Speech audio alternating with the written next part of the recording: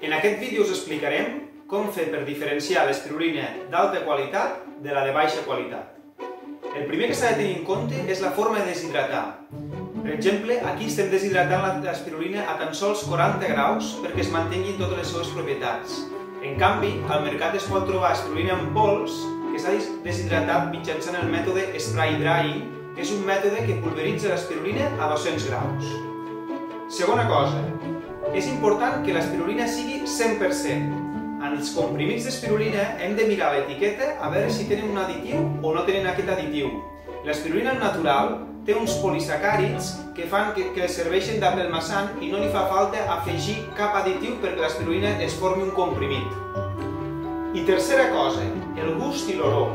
Una espirulina sana, una espirulina natural, una espirulina ben cuidada no té ni mal gust ni fa mala olor. Si la teva espirulina que has menjat té mal gust i té mala olor, és símptoma que és una espirulina de molt baixa qualitat.